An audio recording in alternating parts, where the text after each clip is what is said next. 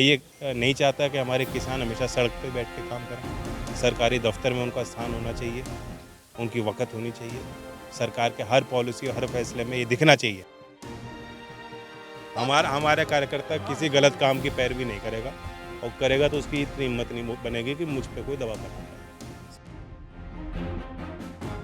नमस्कार, स्वागत है आपका न्यूज 80 पर। मैं हूं आपके साथ राहुल राणा। आज मेरे साथ बातचीत करने के लिए राष्ट्रीय लोकदल के अध्यक्ष जयंत चौधरी जी है। आज पश्चिम उत्तर प्रदेश के दौरे पर है आप चौधरी साहब, और आप लोग जनता के बीच जा रहे हैं। क्या कुछ आप चुनाव भी है, वो सब चीज़ें आपको सुनने को समझने को मिल रही होगी।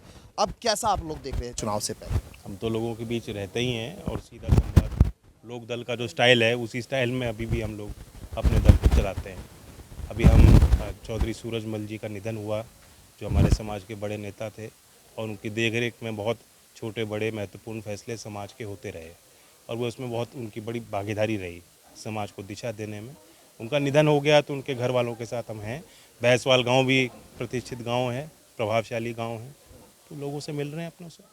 एनडीए में आने के बाद अब पश्चिम में शामली में तो पहली बार आप आए हैं, लोगों के बीच जा रहे हैं। एमएसपी को लेकर आपका स्टैंड एमएसपी जो रेम्युनेटिव प्राइस है, लाभ मूल किसान को बिल्कुल मिलना चाहिए। मैं साफ कह दूं, छोटी बात को जो है उसको काट के या अलग दृष्टि से कोई देख रहा है या दिखा रहा है।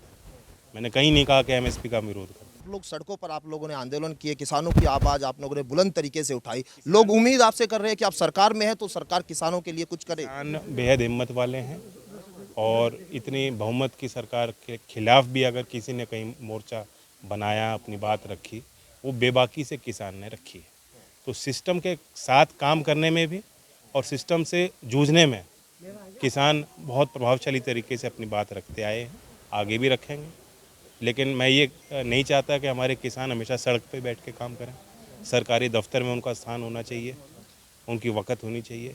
सरकार के हर पॉलिसी और हर फैसले में ये दिखना चाहिए कि किसान की क्या भूमिका है।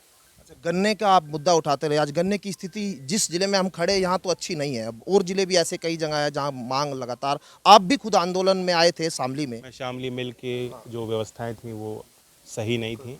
किसानों ने खूब विरोध किया, लंबा आंदोलन चलाया। जो किसानों की उम्मीद थी कि बकाया हो जाता, क्योंकि 1-1.5 साल से बकाया चल रहा है। लेकिन अब जो जानकारी मिल रही कि जो मिल का प्रबंधन है शायद अब बदला है। अच्छा, एक मैं राजनीतिक सवाल कर लेता हूँ। राजभर जी ने एक बयान दिया कि गमछा डालकर, पीला गमछा डालकर चले जाओ थाने में, कोतवाली में आपका चलेगी। अब आपने भी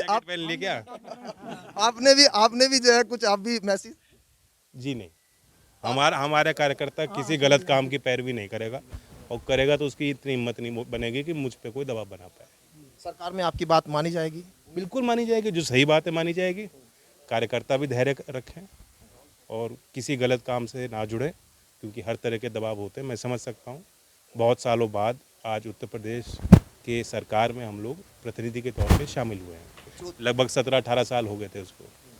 चौधरी अजीत सिंह की मूर्ति जो है आप लोग अनावरण करना, उसका उद्घाटन करना था मेरठ में। कब कार्यक्रम होगा? बागपत में। हाँ, छपरौली में जो है उसका एक प्रस्ताव था, और उसकी नींव भी तैयार हो गई है। मूर्ति वहाँ स्थापित होगी, उसके बाद। बहुत शुक्रिया बातचीत करने के लिए। हमारे साथ जयंत चौधरी जी थे। साफ तौर पर सरकार में रहकर जो है किसानों की आवाज़ को बुलंद तरीके से उठाएंगे, ये साफ कहना है। मेरे सहयोगी काव्य के साथ मैं राहुल राणा, न्यूज 80 शामली।